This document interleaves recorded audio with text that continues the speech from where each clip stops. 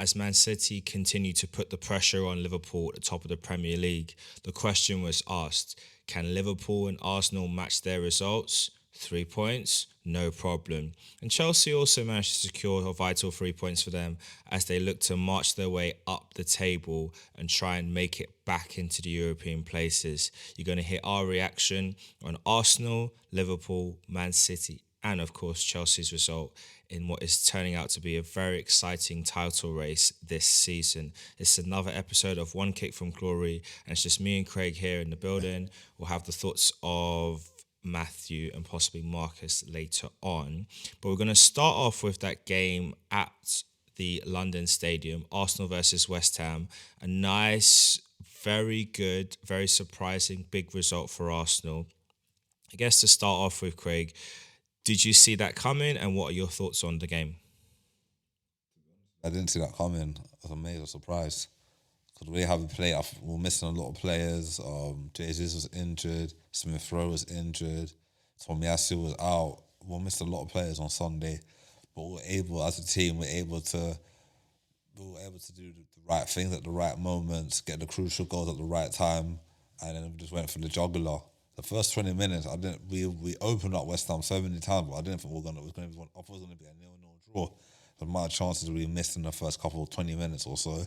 And when we scored the first goal, I thought, okay, this looks good. Second goal went in, then the third goal.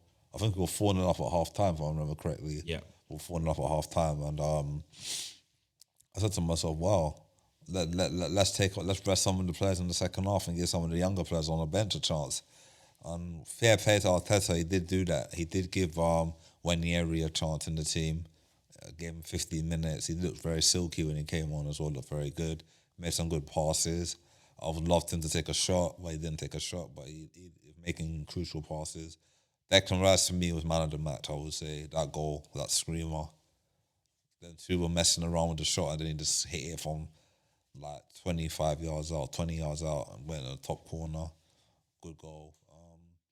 Saka had a great game as well. Trossard played well. Havertz played well. Very unlucky not to score, get on the score sheet. Odegaard had a good captain's performance. He could have gone to the score sheet as well. Overall, the team did very well. Yeah, it definitely was a very good game, and we're going to break down quite a lot of what happened in the match because there's so many different talking points that's come off the back end of it. Obviously, we have to look at West Ham as well. I'm going to come on to them a little bit, but I want to start off with the general attacking play of Arsenal. And it's been one of the criticisms throughout this whole season of the team and how we've been playing, and that a lot of people have felt like we've lost something from last season. And like I said in the previous podcast, we sort of played a lot like the Red Arrows, coming out the blocks very fast, very aggressive. And for a lot of this season, that hasn't necessarily been the case. But I think in this game, there was definitely enough evidence of that attacking fluency. Now, on the one hand, you could say, is that down to deficiencies of West Ham? But at the same time, we made the game very difficult for them. Like, what do you think about Arsenal's attacking fluency in this match? It's like watching how he did in the Champions League and beat Lons 5-0. It's the same way I think Arteta kind of let off the handbrake a little, let the players go and express themselves, and they did the right thing. Like, they express themselves and get the goals. And I thought once he did that, if he does that in every game, we'll definitely bat any team. Doesn't matter if it's West Ham, any team in the league. If we play like how we played in the first half and scored the goals we scored in the first half, teams will fare us. Even the best teams will fare playing against us. And I think we've got the best defensive record in the league as well. We only conceded 23 goals this season, and that's a good record. To be honest with you, clean sheets wise, I think we're top of less goals conceded. And we're doing much more better offensively now. Since we've come back from Dubai, it's that little 2-week break, we've won all our games. We haven't lost any games since we've come back. And we've got a massive Champions League game next week as well against Porto. So may hold it continue, I would say. Yeah, it's definitely been a lot better. I think that Dubai training trip has definitely turned out to be quite a good thing for the team. I think they look like they've had a weight lift off their shoulders. They seem to be playing with a lot more freedom, and the ball's been flying a lot as well. Lots of good shots and good goals to go with it. And one of those players who I think there's been so much chat about online and this in general from opposition fans and also from our fans as well is also Mr. Bukayo Saka. up to 100 goal contributions for Arsenal. I think it was 51 goals and 49 assists in his career. Considering he's only 22, like this is a guy who every week, every season is cementing himself on that pathway to becoming a certified Arsenal legend. I think it's too early to call him that, but I think he's definitely one of our best players, if not our best player. He's definitely in the top 3 wingers in the league. Definitely top 3 in his position. And, you know, I think he would start in every team barring Liverpool because of Salah. And I think Salah would start over him on the right wing. But aside from that, he is just certified in everything he does. Like, how would you sum up Bukayo Saka and especially his performance in this match? I think I think a lot of people criticised him at the start of the season, said that he didn't score enough goals. But his numbers looks very. I was checking his numbers yesterday and today. His numbers look very good. He's got a lot of goals. I think he's got 10, 11 goals this season, or 10 goal involvements and assists or something like that. I think he's got this season. I think either it's 10 or he's got 15 goals. No, 15. So far this season, he's got in the Premier League 10 goals, 7 assists from 23 matches. Champions League 5 matches, 3 goals, 4 assists, and is it so far? I feel like this season, like, I know he scored loads of goals last season. But I feel like he's improving. He's more like, you know, he's still a young kid, 22 years old. He's not expected to finish article at 22 years old. He's still got a lot more room to improve, to improvement. But he's going on the right trajectory where he's getting goals, he's getting assists, he's getting in the right place at the right time. He never gives up. He never moans. He never sulks. He just gets on with it. He plays every game. He's like a Duracell actually. He's got so much energy. He's young, hungry, wants to be the best in the world. Eventually, he'll get there if he stays injury free and still plays under this. Still stays at Arsenal for the next couple more seasons. And he's the fastest player at Arsenal to get 50 goals since a certain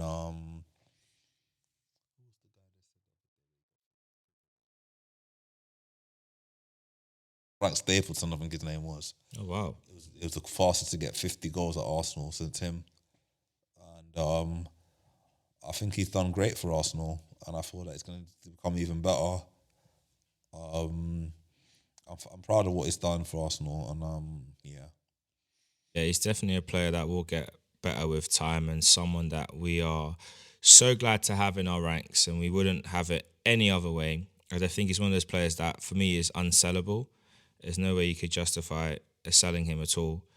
But that's the key thing with us. We just got to keep doing well and also justify helping these players want to stay more. I think one of the things that we said last year, and I think even Mark said as well, it's like, as well as Arsenal are doing now, there'll come a point where the players can love the club, but if you're not producing and winning stuff and not delivering trophies, then their likelihood of them staying is going to get smaller and smaller. So far we're on the right path and doing the right thing, so he's more likely to stay with us for longer. And of course, hitting 100 goal contribution at 22, that's massive. And there has been a lot of debate online about who's a world-class player. And obviously people talk a lot about Phil Foden, and people have been bringing Saka's name into this discussion to say that he's not world-class. Like, how do you settle that conversation? To you, is Bukayo Saka world-class? I think he's on the trajectory of being world-class. I think he's up there. His numbers says it. Last season, Phil Foden didn't score more goals than Saka last season, if I'm reminded correctly. Only this season he stepped up and scored more goals than Saka this season. Well, he's playing in a team that are guaranteed goals. They get all over the pitch. Anyone in their team could score goals. This season was a bit of a struggle. We lost Granit Xhaka in the summer, so we had to kind of rejig our midfield. Compared to say that Saka's not world class, like, he's done it in all the big occasions. He did it in the Euros for England. He did it in the World Cup, last World Cup. He's done it consistently for Arsenal. He did it in his Champions League debut. He scored 3 goals in the Champions League earlier this season. So whoever said he's not world class yet, well, show me a world class player then. I want to see what kind of world class player you're talking about, because every obstacle he has in his career, he's Overcome it. Obstacles. Yeah, he's done it. So I feel he's on the trajectory of being world class. I think he is world class already. I feel like if he wants to get to the I think the only ones who score more goals than him outside of the Premier League is Vinicius Junior Bellingham, and probably. Bellingham and maybe Rodrigo as well. Those are the three I can think of. But he's on that level. You I telling think me? he's better than Rodrigo. Yeah, he can play for Madrid's team right now. He could definitely play for Barcelona. He could definitely play for AC Milan. He could play for any top team in the world. Any of them clubs abroad, he could. And if he was playing in La Liga, he'll get more numbers than what Vinicius and all them guys are scoring. I think La Liga's more easier league to play in than the Premier League. Less physical, the referees are more protection on the players. So he'll definitely get the numbers in La Liga if he ever went to La Liga. So all this debate of him not being world class, well, tell Vinicius to come to the Premier League and see if he could do the same job Saka's done in the Premier League. Then we'll see what. Then there you can compare to see who's better. Oh, that's a draw out. Vinicius, come to the Prem so we can see what you're all about, innit? Now there's rainbow flicks allowed around here, son. playing like Robert Hoof for them, playing against like them hatchet men that would just tries it, boom, Honestly. taking them out. But speaking of creativity and flair, I have to give a big shout out to our captain, Martin Odegaard. I think he's a player who has definitely flown under the radar a lot of times. A player that I think the quality he brings is often misunderstood. I think a lot of players and fans even, I should say, from last year, they look at what he did last year. And there's been some games people have been a bit frustrated with what he's been doing and felt like he might hold the ball a bit long or he might not necessarily pick the right choices to shot him with the passes. But we've seen this season, when you think about the fact that he's the guy who leads our press, he's still able to create so many chances. He's still a threat all over the pitch. Like, how highly do you rate the captain? And do you think now he is the top 3, top 5 midfielders in the Premier League? He's been top class this season. I know his goals numbers are not the same as last season, but he's doing more for this. He's playing in a different system compared to last season. Last season, Xhaka was protecting him so he could do all the stuff. This season, he's got a different type of midfield now. He's got Declan Rice, he's got Havertz, he's got sometimes Jorginho. I feel like when Jorginho and Declan Rice played together, he's got more freedom to do his stuff. But when he has to play with just Declan Rice and maybe Havertz or Trossard in that midfield, he has to do more work, more defensive work. So obviously his numbers are not going to be the same as last season, but he's doing more contribution for the team. He's getting more assists. He's definitely up there with the Kevin De Bruyne's and all them top 5 midfielders in the Premier League and the Rodri's and all the type of players in the Premier League. He's a good leader as well. He's still young. He holds it 23? 23. 24? I think he's 24, yeah. 23, 24. So he's still got more room to improvement. He could be... He's 25 actually. 25 now. Wow. So he's becoming the player that Real Madrid expected him to be when it's at Real Madrid. He's finally showing his full potential now. He's playing for a club that believe in him. So I think when he was at Madrid didn't really believe that he's going to be a top player. They thought maybe we loaned him out a couple of times and it did well, but Madrid didn't believe that he would be the player that they wanted, so they got rid of him. But Arsenal had faith in him and they gave him a loan deal, then brought him back to the club on a permanent, and he's done well. Since he's been captain, he's done well at Arsenal. Yeah, it's Madrid's loss. And he's going to become even better. Yeah. Even if we have to sell him in the future, we'll get big money. We could demand top dollar for our player. Yeah, he's one of those players that you look at and you think, it's an Arsenal player all over. And I'm so glad that we managed to get him, and he's still playing such a pivotal part in our team and definitely elevating what we're doing. Another player that I hold in like a similar vein is, you mentioned him, is Declan Rice. He's come in. Now, West Ham fans, I understand. We've been there when we've had our former captains leave. Vieira left, and Henry left, Van Persie left, and Cesc left. Gallas, what happened when he left? Marlon left, Koscielny left. We've had a lot of captains go through the door. And of that list of captains, only 2 of them that I think are 2 that we look at and we side-eye them very strongly. Van Persie, because he went to Man United, and Cesc because of how he left Arsenal. Even though we'd all still put Cesc and Van Persie in our top 10 Emirates players, they'll be in that list. Cesc will always be one of our best all-time midfielders because of what he did at the age he did it from. But how they both left the club was disgusting. Declan Rice did not leave you guys in that manner. He didn't do a Judas like Sol Campbell and left to come to Arsenal on a free. We paid a lot of money for him, And in fact, he didn't leave until after the season was well and truly concluded. You guys won the Europa Conference League last season. He could have left you in January because we were talking to his people back then, and that's when we were trying to get the deal done in January last season. But he wanted to honour the club, wanted to stick it out. And at that point in time, you guys were flirting with relegation. There was a real good possibility that you might have gone down. And it's thankful that the upsurge in league form, the Europa Conference League campaign kind of saved that season and changed the whole perspective of it. And he brought you guys a historic trophy. So I don't understand the booing. I really don't think it was necessary. I think I can understand that feeling of, oh, I can't believe he's gone to them or he's left us. I get it. I get it. And we've been there with players. But the booing, I think, was just excessive. And that's why he got to hold that goal. I'm sorry, but he got to hold that goal. Like, personally, I don't think he would have had that shot if he wasn't booed in the game. That was a shot that was like, yo, put some respect on my name. Like, you know what I've done for you guys. You know how much this club means to me. I don't hate this club. I have still got people here that I talk to. My family are still fans. Like, this is still my club. But I want to progress in my career. I've had a great opportunity. I've made that move. Hold that. And they had to. But, you know, putting that goal to one side, you know, he set up two goals from set pieces, one from a corner, one from a free kick.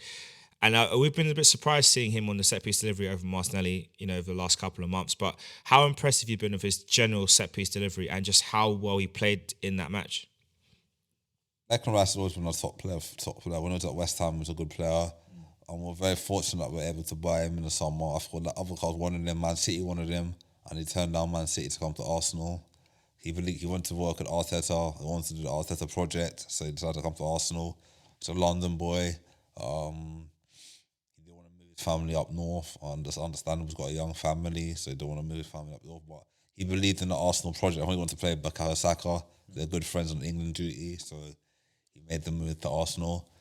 If you want to talk about sign of the summer, I know a lot of fans will say, but I think he's signed of the summer for the amount of money he paid. Because a lot of players have gone for 100 million and have not lived up to the 100 million, like Jack Grealish, for example, has not lived up to the 100 million that Man City bought him for. I know he'll turn around and say to me, oh, but I've won this, I've won that, but the numbers don't show that he's a £100 million player. What Declan Rice has done as a £100 million player, he's transformed our midfield. Partey has been out injured for the whole season, let's be real. And he's been injury-free all season for us, and just been going on, getting better and better. I can give you some games that he scored a Chelsea game, we're losing, scored the equaliser. Very true. Luton game, scored the winner in the 90th minute, scored the winner, the header to win the game. Man United, they scored the winner, or second goal to the winner to kill the game off and get 3-1. So those are 3 games that he's take that kind of out of them games, we'll either lose all the 3 of them games or draw them games. So he's been a total impact in our team, and I'm so happy that he's at Arsenal Football Club. I feel like West Ham fans were wrong for booing him because at the end of the day, like when they had the old players, like when Rio Ferdinand was left by West Ham to go to Leeds, they never booed him. When Joe Colwell left West Ham to go to Chelsea, they never booed him. So there's certain players, I know that when Lampard left West Ham to go to Chelsea, they had issues with him, but there's certain players that West Ham fans have short memories that they left the club and they never gave them abuse, and they gave their captain who won them their first trophy. These guys at West Ham who were for him never won any trophies for West Ham. He was the first captain since Bobby Moore to win a trophy for West Ham. They treated him bad. They should not have done that to him. So, as you said, I think the reason why when he scored that goal, he was angry. Inside of him was angry. The way how he hit that shot, it was an anger shot. It wasn't a shot of, oh, let me just take a shot, see what happens. See how it goes now. He really put that booing and he put the effort into that shot to put it in the top corner to score the goal. So I feel that he done well. And I feel like if the awards are going out for Player of the Year, he definitely has to be Player of the Year and Sign of the Summer as well. If they're giving out awards right now, he would definitely be one of my Player of the Year and Team of the Year as well. I'll say this, Declan Rice's shot was like Cat Williams on Club Shay Shay. If you know, you know. The definition of put some respect on my name. Blank, blank, name. Put some respect on it. Who are you going to boo? Or like, I think Omri scored a goal when he was in New York and obviously the away fans are being, he was like, boo, boo louder, boo louder. It came with that kind of energy, but I really like to see how he performed. Obviously, some people had a go at him because when he was on the Arsenal bench, he was smiling with Trossard and a few other players back there, but we don't know what was said. We don't know what happened. You know, players are human. He's not going to be like stony faced for the whole time. Like, he scored a wonder goal against his old club in a stadium that he knew as his home. Like, it meant a lot to him. So, and I like the fact that after that goal, Arteta took him straight off. He did get a standing ovation from West Ham fans, and I did see some of them in the crowd when the goal went in. They were just clapping him because it was like, you know, he did that for us on a few occasions, so it's not a surprising thing. Last 2 points on the Arsenal game. Obviously, we saw Ethan Nwaneri get off the bench, as you mentioned, get his first appearance of the season. Got an appearance last year against Brentford, but this time got a lot longer minutes. There's been a lot of kind of discourse around Arteta and his usage of the young players. You know, we saw in the FA Cup, the Carabao Cup, and the Champions League group stages once we'd qualified, there were moments when we thought he could have brought on some of the guys like Miles Lewis-Skelly, Ranieri, and Roy Waters, didn't utilise them. And there's been a few people online that are claiming to have sources, I don't know, everyone says they have sources, but what's the truth, who are saying that there's going to be a big shift in Arsenal with the youth policy. And one of the things that I know we are doing is that from this summer, we are going to actually be paying transfer fees for young players to join our academy. So previously with how Arsenal operated our academy is that we've only ever gotten players in the London catchment area and the areas that are close by that fit within the remit of the rules. But from this summer, we're actually going to be paying transfer fees for young players to kind of come to our academy, similar to what Chelsea have done for decades, to what Man City have been doing over the last several years. So it's a big shift in policy. And I do wonder if now that's going to be tailored with the idea of, you know, like I think Edu has said, and also the Kroenkes have mentioned, that with our self-sustainability model, with those players in Hale End, they're either going to make it into the first team or will be sellable assets. And that's fine. But I think we're going to see a lot more quality players coming in. But how happy were you to see him? And do you think that's a sign of something shifting at Arsenal? I think it's a sign. I think Torcini and some of the players on the bench were urging Arteta to bring him on. I heard that. I think he's a great talent. I feel like the Arsenal got a good youth academy. Over the years, we had good youth academy. Great players have come from the academy. I think when Arsene Wenger was Arsenal manager, he always believed in the youth. If you're young enough, you're old enough, kind of thing. And he always gave young players a chance. I feel the reason why maybe Arteta has not given some of the young players a chance, maybe he doesn't feel like he's in that right position to give them a chance, if you know what I mean. Like, I feel like maybe he feels like my job is I need to win a trophy first before I can start giving the youngsters a chance. That's fair in one angle of it. But another angle, if the player's good enough and he's on the bench, you should give him minutes.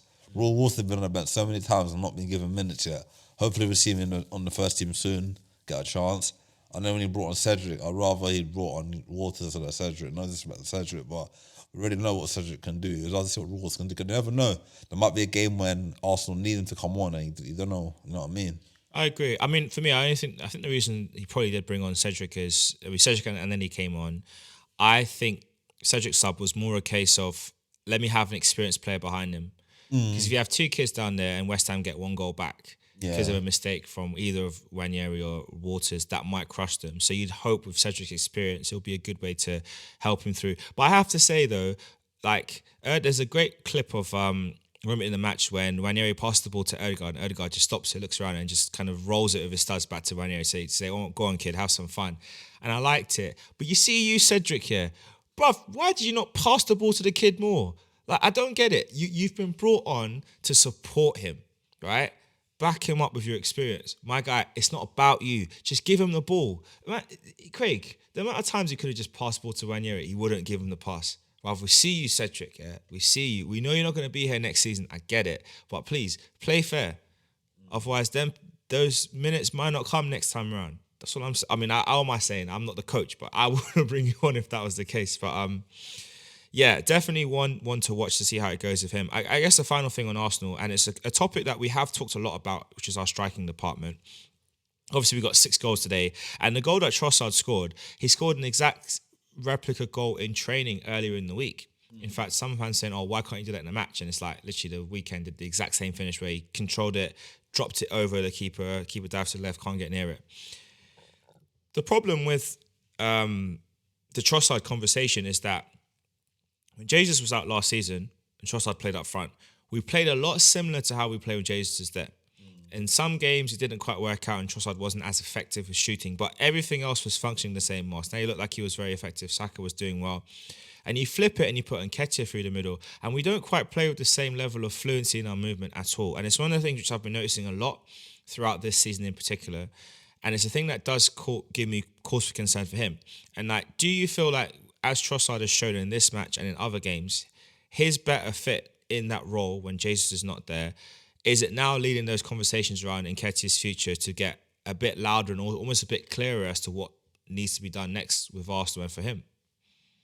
I honestly feel that this season might be his last season at Arsenal, you know. Nketiah, I feel that big game against West Ham, you're not starting. Didn't start against Nottingham Forest. Didn't start against Liverpool. When you have to look to yourself in the mirror and think to yourself, well, Havertz is not a striker. Technically not really a striker. He's starting ahead of me. I'm the number 2 striker, maybe number 3 now, behind them 3 or number 4. Trossard, Jesus, Havertz, Trossard. Yeah. So you have to look at it, what my options are. I'm not getting any younger. I'm only 25 soon.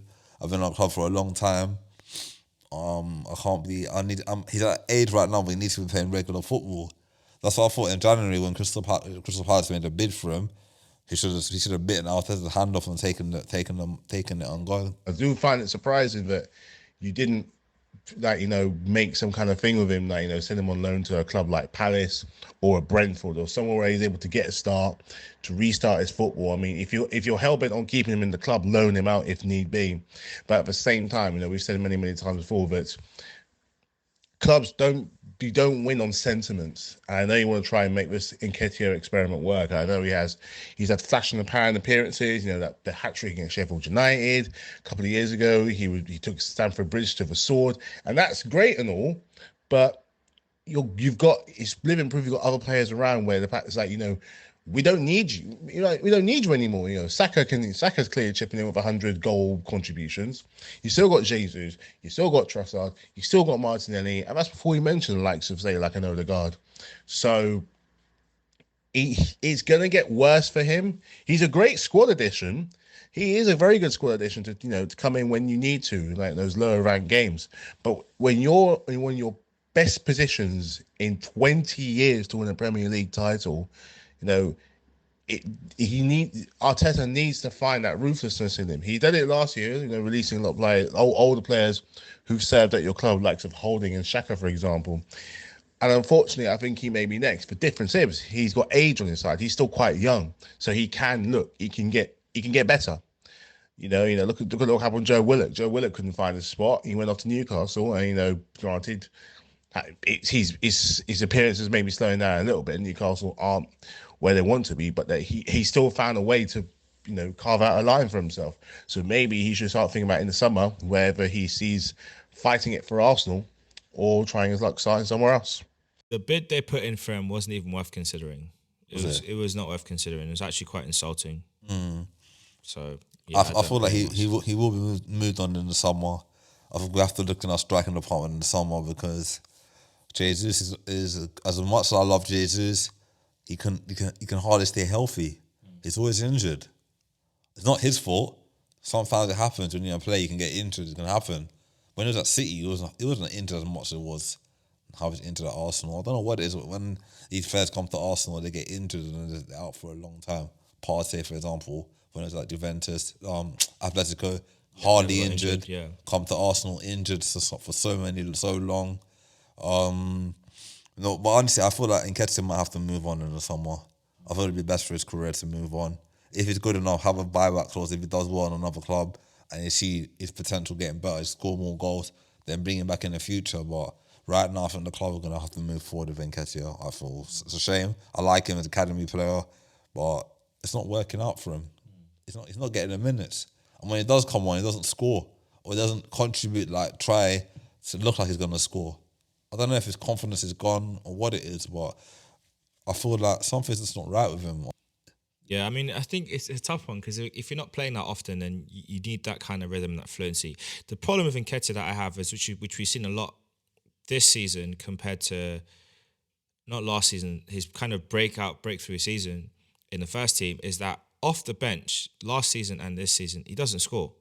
I think the Man United game was the first match when he scored off the bench. He started, didn't he? He started that game, He Man started the United game. last season. Yeah. Did he start that game? I thought he started. I think he started that game when we won 3-2 at Emirates. I think he started it. So he doesn't score much off the bench, and to me that's a big problem because when you look at the games, and looking at Arsenal's upcoming fixtures, Burnley at the weekend, that's the one where you'd think, okay, you'd hope that he'd get a chance to start in that one, and I probably would actually start him in that game because that might light the fire in him to say, okay, look, I've got to start now. Let me show what I can do. It depends. I know Arteta likes to reward consistency of players, and Trossard will probably start again through the middle. But I would do Nketiah on that match. I'd look at it and give him like half the match, 45 minutes, and say, look, if in 45 minutes, if you've not shown enough, I want to have shots on goal, I want to have key chances made through you. If you're not giving us that, I'll swap it. Then after that, we've got Newcastle at home, Sheffield United away, then Brentford at home. And Chelsea at home. I'll start with the Sheffield United game. So Sheffield United game, you think, yeah, that's a start, especially if Jesus is not back fit. Brentford at home, depends. And then Chelsea at home. I'd start him in because he has a good record against them. But it just gets very tricky. You look at the rest of the games after that, we've got Man City, then Luton, then Brighton, then Villa, Wolves, Spurs, Bournemouth, Man United, and Everton to end it all. There's not that many more games that you can see him starting in. And then obviously when Jesus is back fit, it's like how many of those games would he realistically start? So I don't know. I just think, like you said, it's leading to tough conversations, and he needs to think about what he wants to do long term, and the club needs to decide as well what they want to do because it's not looking great right now. But we'll see. As for you, Matthew, what's your thoughts on this match and how it all went for Arsenal? Scoreline is absolutely mad, and it just shows you what Arsenal have in their locker when they, they take the handbrake off just a little bit. It kind of reminds you of Arsenal of old. I mean, West Ham were beyond poor when it came to their defenses, but you have to be in front of them to put those kind of goals away. So it's very much a reflection of what you can do when you need to, especially in a title race where you're not going to have it all your own way. You've got two other clubs fighting, two other clubs who won Premier Leagues in respective seasons, either way, fighting fit on different competitions. So those goal contributions, especially from start, your star boy, the perfect, the almost perfect balance 100, is a good indicator of the futures, you should have for both country or club and country, really. Odegaard is, he's just sensational in midfield. Kind of reminds, almost in a weird way, reminds me of a little bit of the flair that Dennis Bergkamp used to have. I mean, I know we're not even similar players, we're not even playing the same position, but just watching him, there's a kind of oozing confidence that he just has that, he's able to just find players just so easy, even have to crack a goal himself. He can score some really saucy goals. So he's growing. You don't think the guy can get better, but obviously he clearly can. Declan Rice, is solving the problem that you've had for so many years with your problems with set piece. I remember when set piece was the bane of your life, and now you've made it the bane of everyone else's life. And he's set proof of that as well. He chips in with important goals here and then as well. I mean, if you've averages 5, 6, 7 goals a season, he's done really, really well. He's brought that discipline, that winning mentality to you, and with the Champions League restarting, that's definitely going to be something that's going to be vital for you guys as well. With especially with the like of other players like Trossard, he's almost looks like an Arsenal player from the moment he stepped into your club. Like, he's played there for years, and I don't think he's been there for even 2 years. Right, well, we're going to move over to Liverpool, Mark's beloved Reds. They had to battle hard against Burnley, but they got there in the end. A nice 3-1 win. Burnley made it difficult for them, and Burnley could have, and maybe, with better finishing, they could have gotten away with something there. Datsun Fofana on loan from Chelsea had 2 brilliant chances in the second half, was unlucky. One of them was Kelleher made a great save. The other one, I think, finishing, he put it, tried the little side foot on refinish, put it wide of the post. It was unfortunate for him. But I want to talk about the guy who does know how to put the ball back in net, and that's Diogo Jota. That guy, he just doesn't miss. I'm always impressed with him whenever he plays Liverpool. In fact, whenever Arsenal play Liverpool and I see that guy on the pitch, I'm always a bit wary because he's got that Firmino touch. Like, he just loves scoring against us and loves scoring goals. But how impressed are you with Jota and also his wide partner in Diaz? How impressed are you with those two? Yeah. I think Diaz is getting back into form. Like Diaz was a good player before, but then he got that bad injury against Arsenal last season. That knee injury kind of slowed him down a little bit, I feel. Jota always scores goals. He's done it with Wolves, got the big move to Liverpool. Only injuries have stopped him from getting more goals. If he's not injured so much, he would have been scoring. But he's a top elite player. He's getting better every season. I think he's definitely Firmino's replacement this season. He stepped up a lot. Salah's replacement as well, because Salah's been out for African Cup of Nations, still injured from his cup. So he stepped up a lot since Salah's been out. So he's done a great job. I feel like Diaz was a replacement for Mane, and this season he's finally showing that he's replaced Mane now in the team. He's a go-to guy. He plays in all the big games. Played against Arsenal in the FA Cup, played against Arsenal in the league. Both games in the league and in the FA Cup. Played against Burnley on Saturday. The guy's got an eye for goal. And one thing I like him on is he's fearless.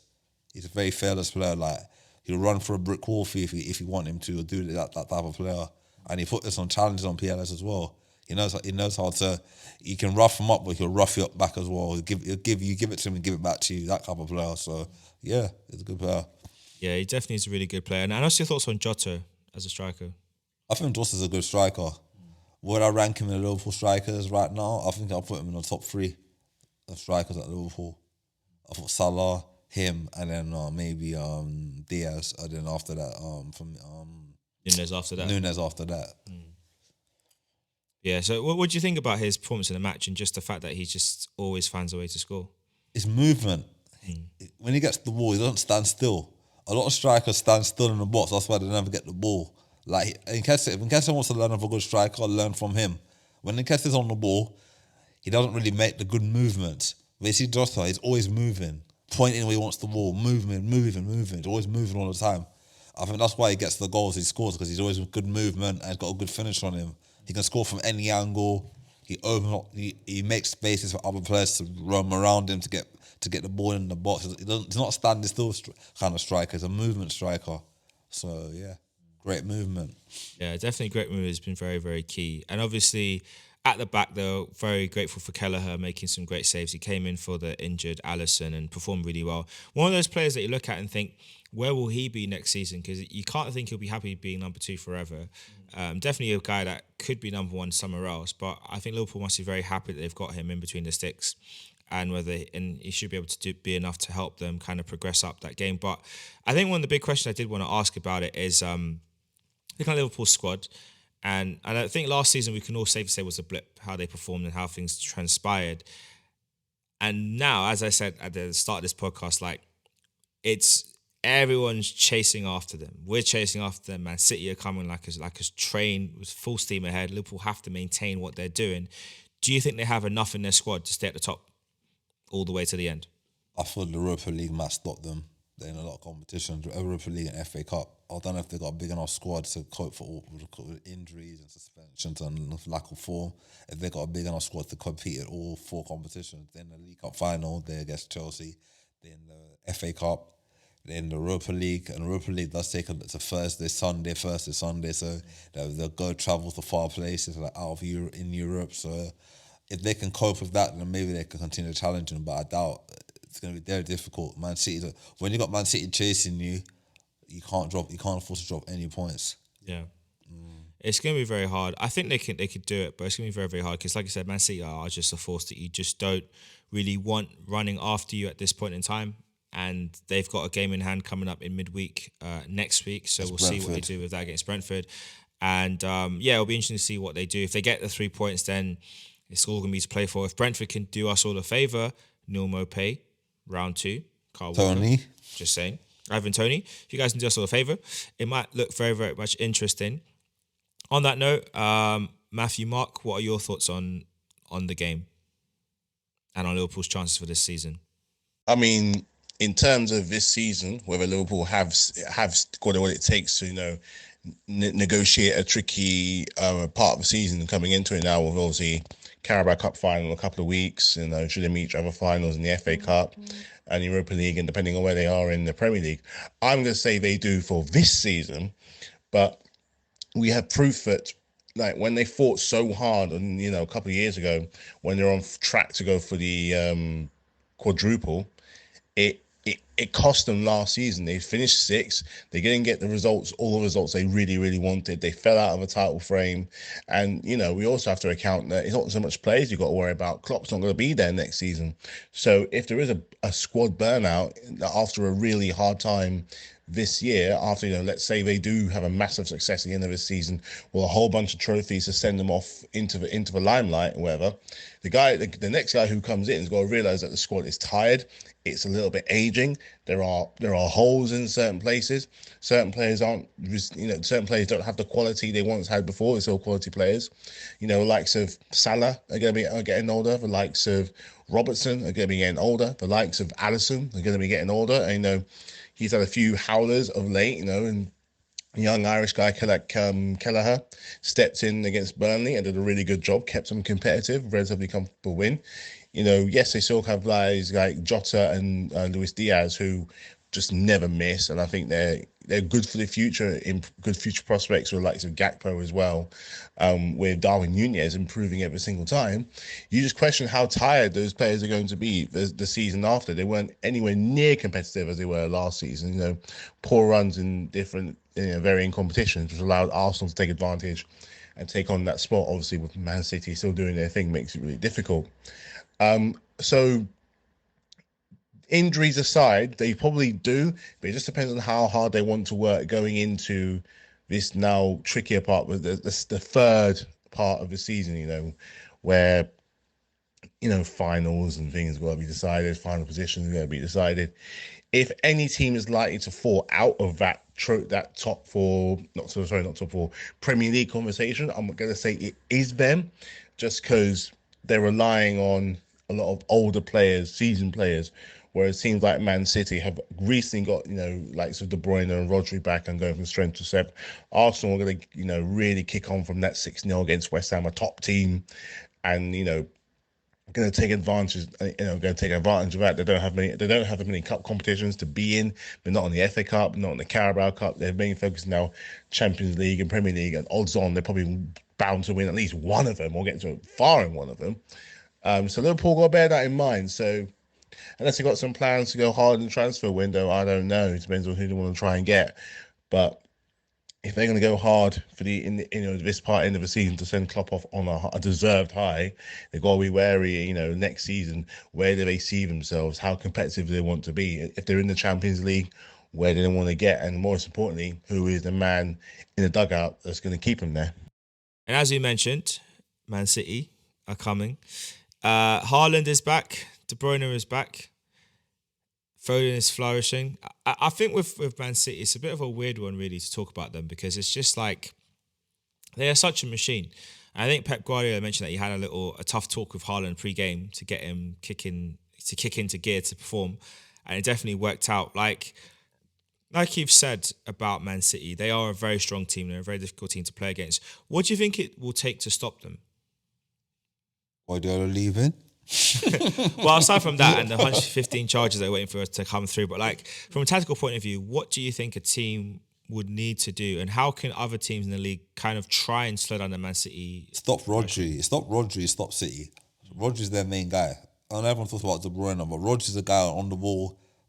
Teams have beaten City this season when Rodri's not playing. They know how. When Rodri plays for Man City, they win more than they lose. That's true. I feel that with Rodri, if you could stop Rodri, if you have a midfielder that's going to stick onto Rodri throughout the whole game, don't make him go anywhere, you stop City. You stop, because he's the guy that gets the ball from that midfield, play it to De Bruyne play it to Haaland, they score, or play it to Foden, they score, or play it to Doku, or Grealish, and they score, or Bernardo Silva. I feel he's their main guy. Stop him, Bernardo Silva, and De Bruyne, them three, then you stop City from playing. Yeah, that's going to be interesting to see if they can be stopped. I don't know if they can be. We can all try. De Bruyne post-injury, he has just gone up another level. And in fact, the goal we scored in the Champions League against Copenhagen, like, it's one thing to hit a shot early. It's one thing to hit a shot low. The trajectory of that ball and the pace on that ball, it was like a through pass with pace. it was right along the ground. The goalkeeper had no chance because there's no way he would have gotten down in time to save it. And it's just, to me, that coupled with the assist he did a couple of weeks ago for Bobo, was it? Oscar Bob. Oscar Bob, rather, not Bobo. In the league, it's just all these little things. You look at De Bruyne and you think, this guy is a complete midfielder. And it's just a shame that he's had all these injuries that's kind of taken him out of these key moments in his career. Still putting up great numbers, still having great moments on the way to things. He didn't get to play the Champions League final fully because he had to come off injured. Happened previous season, he had to come off injured in the crucial game for Man City. Like, he misses a lot of football, but when he's back, it's like he finds a way to just bring up another gear. And I look at him this season, post this injury, he definitely has done a lot to change. I think he's definitely changed how he runs, because he looks very different in how he runs. He looks a lot kind of almost like he stomps around a bit more than he used to, but maybe that's a way of helping preserve him a bit more, because he did say in his recovery that he's going to change how he plays the game. But how impressed are you with De Bruyne? And when it all said and done, where do you think he will rank in the Premier League's all-time list? But first, how impressed are you with the guy? That's made his Cantona moment. When Cantona was suspended in '95 and he came back towards the end of the next season, and drove United to win the title, it reminds me of that. He's just too good. He's come back. Touchwood has been injury free. He's been scoring goals, getting assists. It's like he's never left. Like he missed pre-season. He had pre-season, then he got injured in start of the season, wasn't it? He's just come back, done his thing. Where do you think he'll sit in the all-time lists at the end of the day? Top 10. Because there's some players like... Someone said the other day, it's between Bergkamp and De Bruyne, who's better? I said Bergkamp, because Bergkamp did it in different eras, eras and different decades. Because Bergkamp did it in the 90s and did it in the 2000s and 80s, 2000s and 90s. De Bruyne's only done it... And the league and football was more physical back then as well. So to defend, so compared to De Bruyne playing in the league when Bergkamp was playing, I don't think he had the same impact as Bergkamp. It's a hard one with those two, because in my head I'm thinking I can see the argument for De Bruyne. Yeah. Obviously, as an Arsenal fan, I can see the argument for Bergkamp. But taking my Arsenal bias out of the equation, I think the question I'd ask is, when you think about the players that they both played with, Bergkamp was able to elevate anyone around him. He made everyone look good. De Bruyne also has that. So that's a mark they both have to against each other. The next big question is, key moments in seasons. Who has a better highlight reel? If you were to clip their moments from an average, typical season, who has better highlight moments? That's when it gets very tricky. Techie, innit? Because I think De Bruyne has got some great moments, but I don't think there's some of the goals and pieces of skill that Bergkamp did. I don't know if De Bruyne has that have a highlight collection. Personally, I don't know. Has De Bruyne got anything that can match Bergkamp's goal in the World Cup? Or the goal against Newcastle. The goal against Newcastle. When he flicked it. Newcastle goal, that's one side. But the goal against the World Cup, his goal against Tottenham, in his first season, his goal against Leicester is. So I'm saying he's got too much highlight reel. So when people are comparing Bergkamp to De Bruyne, Bergkamp did it longer in a harder league, and Bergkamp was consistent. Every season his numbers were good. I know towards the end of his career he didn't score much goals, but he got loads of assists. He helped every striker he played with at Arsenal. He made them look good. Even the average striker looked good at Arsenal. It was not good. He made them look good. So I think it's a great comparison though, because I do think in terms of impact for teams, in terms of what they represent for different footballing people, I think there are two players that I would put in that kind of good conversation. I think it's very hard to call it. And it depends on what you prioritize as a football watcher and a fan. So I think it's close. We'll see after this season. I mean, you could argue, well, De Bruyne's got Champions League, Bergkamp doesn't. If you go by trophies, then De Bruyne would have it. If you go by... Yeah, it's a very tough one. It's a very tough one. I think there's an argument either way. There's an argument that I'd like to see. If you're listening, let us know what you think. Who do you rate more, De Bruyne or Bergkamp? And let us know your reasons why. If you're watching on YouTube, drop it in the comments. If you're listening on audio, drop it in as your comment as well. It's going to be the question on Spotify this week. But moving away from Man City, we're going to talk a bit about... Actually, before that, Mark and Matthew, any points you want to share as well about Man City's victory over Everton and whether they can go all the way? or will they actually manage to overtake Liverpool in the run for the title? Look, as long as De Bruyne and as long as Phil Foden are being there chipping in the goals, they're not going to have much in the way of a worry. Certain. That's before you get to the likes of Bernardo Silva, Haaland back on the score sheet with a great double. Rodri, occasionally he might chip in. Jeremy Doku as well, Akanji. There's a lot there, goals wise for them to go forward, but they're not the team that they were from last year when they were just absolutely relentless in their charge towards the Premier League title. And they did most of that playing second fiddle, and at one point were a game down and like 8 points behind them, and they still didn't manage to panic. These guys have been trained and drilled in believing in the system so much that it could get to the last 5 games of the season. They could be 5 points behind, and they'd still find some sort of way to make up that gap, or better still, beat that gap. They've done it so many times. The last, I think since 2018, they've not won the Premier League once, and that was that lockdown league for Liverpool, and they were still very much there. And that, I think, has been, 6 years of just constant pressure. And if you talk about how Liverpool did it a couple of seasons ago, going for the quadruple and then having a bit of a drop-off point, you can see that a little bit in the lack of intensity in the Man City point of view. The games, you think they expect to go on and win so easily, they're not doing so. They drew with Palace. They nearly lost against Luton not that long, just around Christmas time. You beat them for the first time in like forever in the league.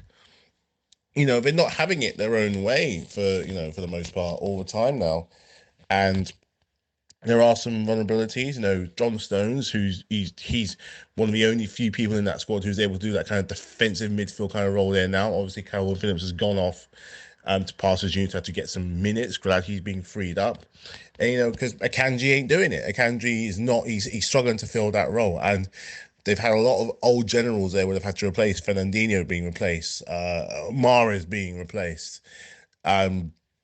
Trying so hard, even the likes of Sterling being replaced, they're filling in positions that are taken on by Premier League veterans, about people who know what it is to be in the Premier League. The players they bought aren't Premier League.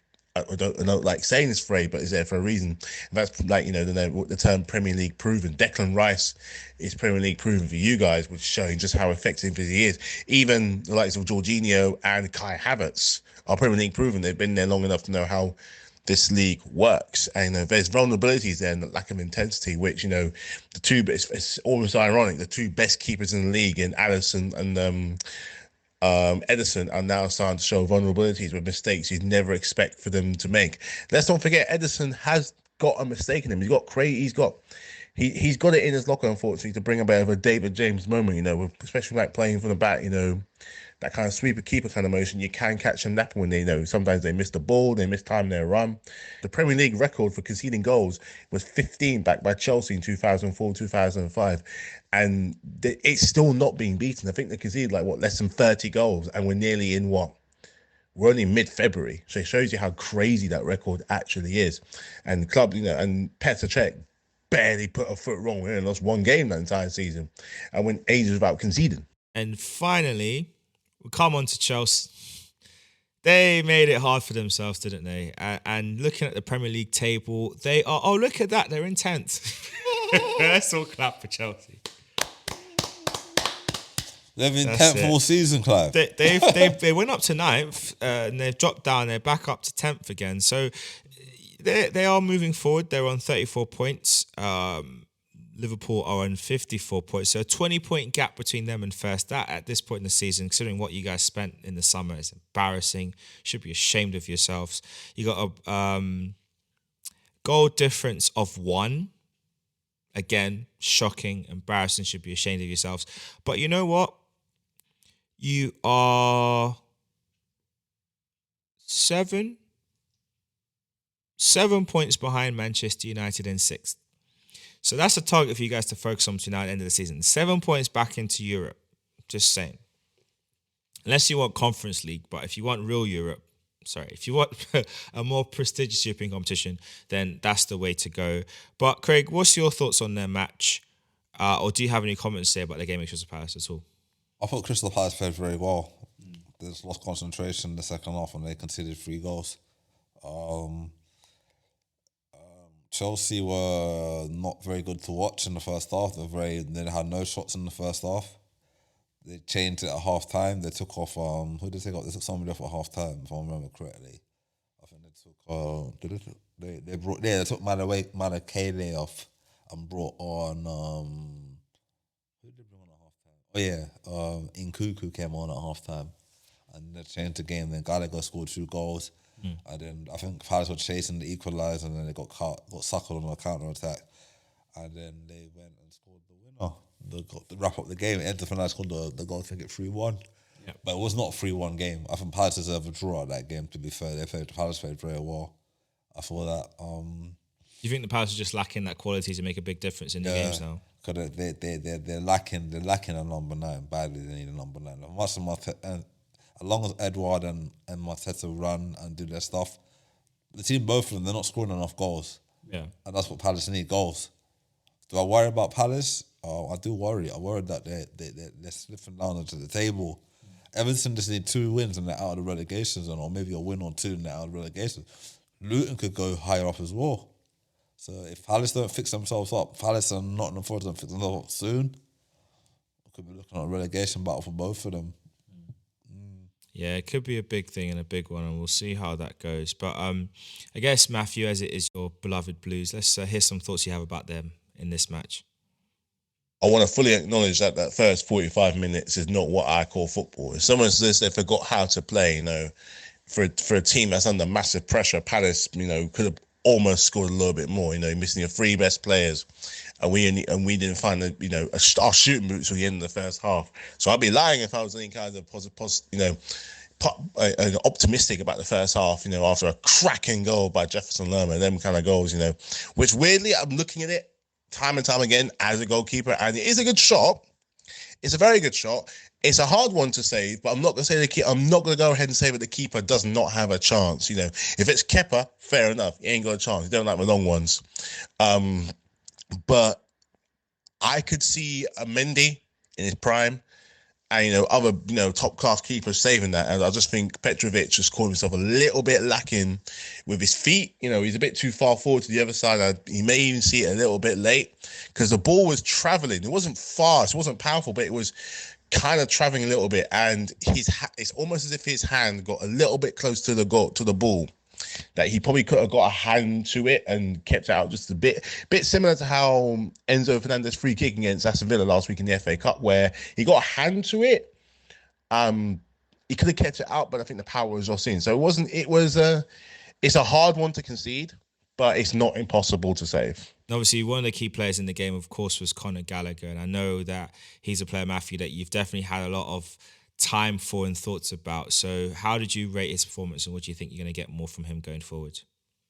Gallagher's slowly finding his feet. He's the most consistent thing in the midfield. I mean, he had a really a red card where he just had to go remind himself how to calm down just a little bit, not to get a bit too excited, a bit overzealous in tackles and that. He's got a point to prove, being the old ground he used to play at, where he did really, really well, which encouraged us to give him a chance. And, I think we're right in giving him chances. I think we're right in trying it out with him, because he's doing well. But the performances just aren't really consistent enough, because we've had a good game here against Palace and a good game against Villa, but then we get a bad game against Liverpool. We get a worse game against Wolves. We've got Man City away next, and I couldn't even tell you what's going to happen there. Like I said about with the vulnerabilities tactically, just kind of picking on that John Stones area where it is kind of one of more of the weaker links, and maybe try and test Edison. Edison a little bit. After all, we did have a fantastic result against them back in November. I'm not saying it was going to get a repeat of that. We probably won't, but plus with the occasion getting someone like Sterling, should he start, I think is going to be a really interesting thing. I'm not expecting to win. I'd like a messy draw. I'll take a draw at any moment at this time. But no, I have no idea about what could happen in that game. Yeah, so but Gallagher, he's becoming more consistent with Reece James, being injured. I think it's not fair to kind of pass the buck around all the time. I think he is one of the generals of Colin Gallagher. I think at the start of the season, I think he said he would be because he's he's still consistent. He's a Chelsea boy through and through. And I think he's going to give it to anyone. You're going to give it to in the position that we're in. You're going to give it to someone who knows what it means to play for the club and fight hard for the club. Which in fairness, he does. He leads it all out on the pitch, even if he doesn't necessarily getting it right. And he's finding the goal. He's finding the goal, which is something we've always known that he can do. You know, we were doing it last year a little bit under Tuchel, Frank, and Potter, and now he's finding it so now under a system with Pochettino. So slowly, very, very slowly, possibly he's finding some kind of rhythm at the right time because we've got Man City and Liverpool in the next two games with that Carabao Cup final. I think is going to be the decider for Poch's tenure at the club, possibly. So Now, lastly for you, Matt, I know that we've talked a lot about Chelsea and their best 11. It's been very hard to figure out ourselves. Pochettino doesn't need to have an idea, but who would you pick as the best 11 for Chelsea going forward?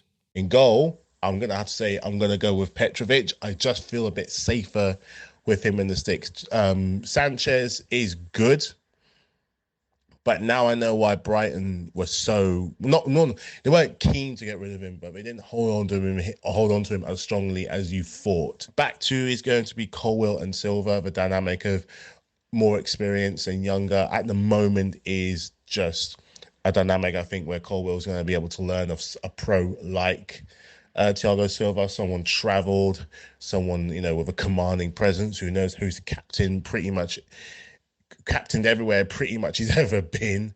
He can learn a lot from a pro like Thiago Silva, and Colwill, again, I think he is good. He just play him in the right position for crying out loud. So those two will be my centre backs. On the left, actually go to the right, Reece James. I know he's injury prone, but there's simply no one I'd rather have on that right hand side. In terms of, say, for England, the shot for getting on the right side is Reece James. Yes, his injury record is shocking.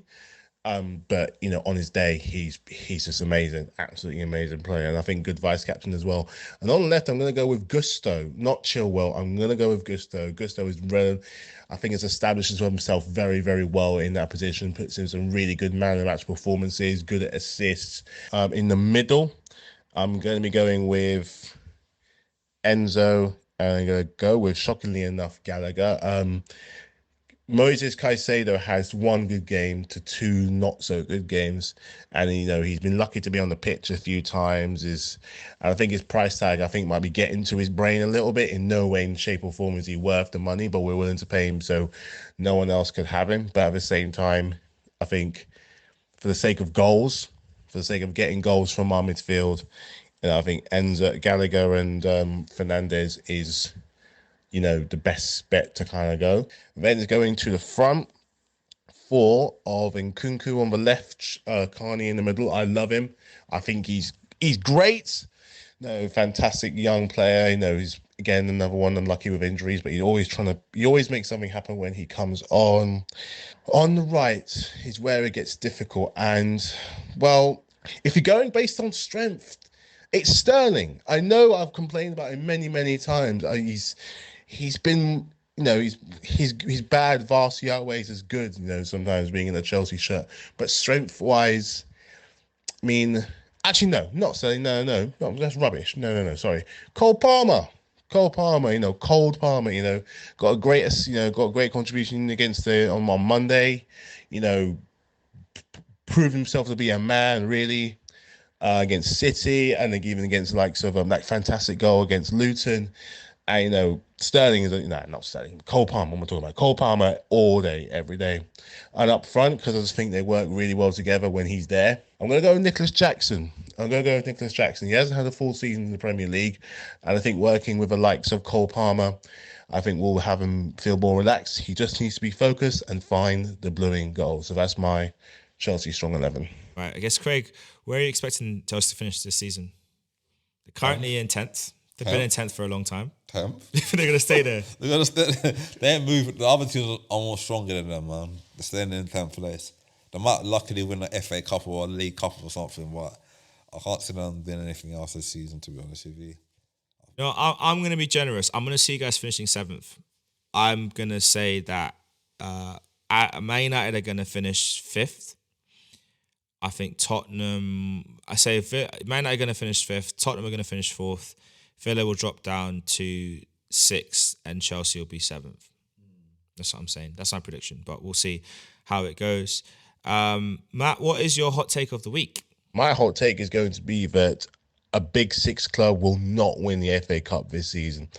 Every now and then, like a Leicester doing it in 2021, there's going to be a team that you don't expect that's going to lift the FA Cup. Do I know who that team is going to be exactly?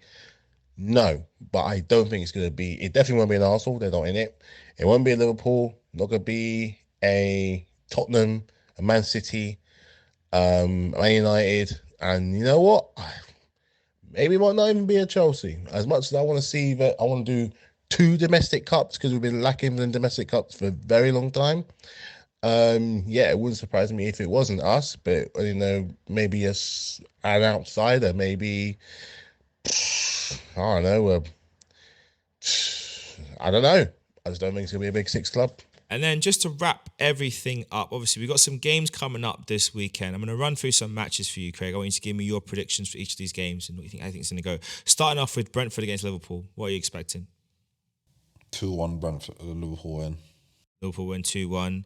Burnley Arsenal at Turf Moor. 4-1 Arsenal. All right. Man City Chelsea. Man City Chelsea. Man City Chelsea this weekend. Oh boy, I think it's going to be a draw. 2-2. 2-2 draw. And then we've got Luton versus Man United. Luton at home. Luton at home. I think Luton will win.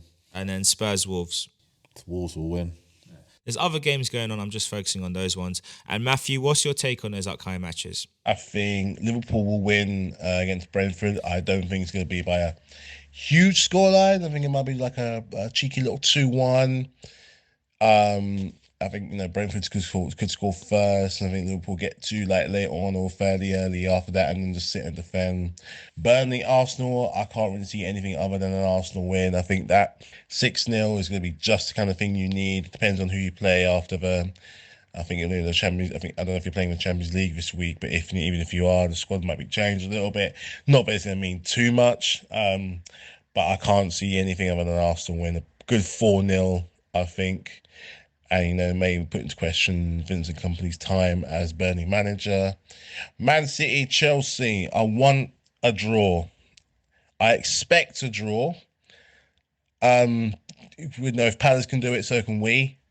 But we also said that about Wolves and we got absolutely destroyed. So I think Man City are going to win. But I would like a draw. A 0-0 or 1-1 or something. I'll take that. Luton Man United. Now, I don't think this is going to go the way that people say they are, but at the same time, they are riding on a bit of a high, Man United. I think Hodgland's now scoring for fun, so I am expecting him to score, but I don't think it's going to be an easy game.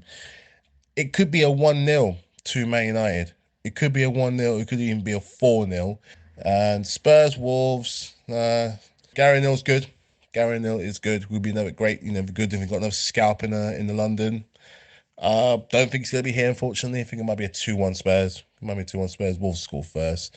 Just to cap off, we'll sort of congratulate Ivory Coast winning the AFCON, coming back against Nigeria. You know, the hosts coming back from that 4-0 from Equatorial Guinea to then come around and win the whole thing. And a particular shout out to Sebastian Haller. You know, 2 years ago, diagnosed cancer. He then goes on to get the goal to send them to the final and scores in the final. I mean, if that's not a heroic story of, you know, never giving up, I don't know what is. I mean, John Cena will be proud of something like that, Mr. Never Give Up. So congrats to them.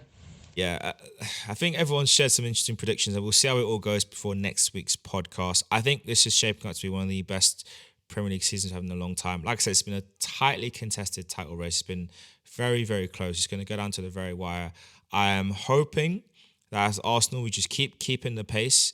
Those 2 games before Christmas and those 2 games before the winter break really annoy me so much because a draw from one of them would put us second right now. And if we'd drawn both of them, we would be top potentially. We'd be top on goal difference, actually. We'd have 54 points and top on goal difference. So those two matches were unnecessary losses, and I think it's something that I hope come the end of the season it's not what we look back on and think those are the games that cost us a title.